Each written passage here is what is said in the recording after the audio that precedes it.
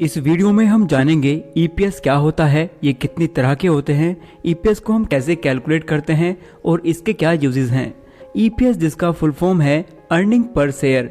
Actually EPS एक number है जो ये बताता है कि एक फिक्स टाइम इंटरवल में कोई कंपनी अपने हर कॉमन शेयर पर कितना प्रॉफिट बना रही है। ईपीएस इन्वेस्टर्स के लिए एक बहुत ही इम्पोर्टेंट नंबर है जो कंपनीज की अर्निंग पावर को बताता है। जिस कंपनी की अर्निंग पावर जितनी ज्यादा, उस कंपनी के शेयर का प्राइस उतना ही ज्यादा बढ़ सकता है। ईपीएस को कैसे कैलकुलेट करते हैं? किसी फिक्स टाइम पीरियड में ईपीएस का फॉर्मूला है ईपीएस इज इक्वल टू उस टाइम पीरियड की net income minus preferred dividend divided by average number of shares outstanding.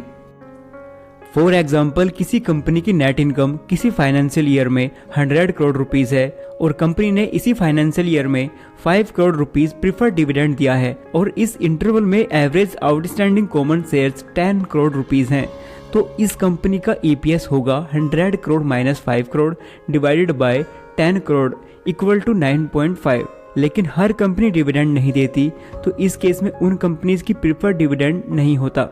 यहाँ पर ईपीएस निकालने के लिए सिंपली कंपनी की नेट इनकम को average number of common shares outstanding से डिवाइड करते हैं। फॉर एग्जांपल, अगर इस कंपनी को डिविडेंड नहीं देना होगा तो इस कंपनी का ईपीएस होगा 100 crore divided by 10 crore equal to 10 rupees. EPS के फॉर्मूले में हम साफ साफ देख सकते हैं कि एक कंपनी के ईपीएस का अपने आउटस्टैंडिंग शेयर से इनवर्स रिलेशन है। अगर कंपनी के आउटस्टैंडिंग शेयर्स बढ़ेंगे तो कंपनी का ईपीएस घटेगा और अगर कंपनी के आउटस्टैंडिंग शेयर्स घटेंगे तो कंपनी का ईपीएस बढ़ जाएगा। हाँ, अक्सर कंपनीज अपने शेयर्स को बाय बैक करती हैं, जिससे टोटल कॉमन आउटस्टैंडिंग शेयर्स घट जाते हैं और कंपनीज का ईपीएस बढ़ जाता है।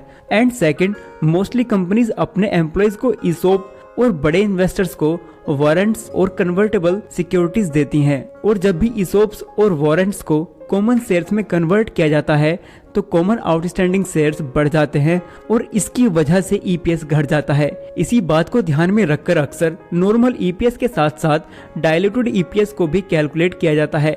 डायल्यूटेड ईपीएस में हम नॉर्मल आउटस्टैंडिंग शेयर्स के साथ साथ ऑल टाइप्स के कन्वर्टेबल शेयर्स को भी कंसिडर करते हैं। फॉर एग्जाम्पल, अगर एक कंपनी की नेट इनकम फाइनेंशियल ईयर में 100 करोड़ है, कंपनी ने इसी फाइनेंशियल ईयर में 5 करोड़ रुपीस प्रीफर्ड डिविडेंड्स दिए हैं और इसी ईयर में कंपनी के average outstanding common shares 10 crore हैं और साथ में कंपनी के टोटल कन्वर्टेबल सिक्योरिटीज 2 करोड़ है, तो ईपीएस होगा EPS is equal to net income 100 crore minus preferred dividend 5 crore divided by average outstanding common shares 10 crore minus 2 crore convertible securities, यानी 7.92 रुपीज। और इस ईपीएस को हम डायल्यूटेड ईपीएस कहते हैं।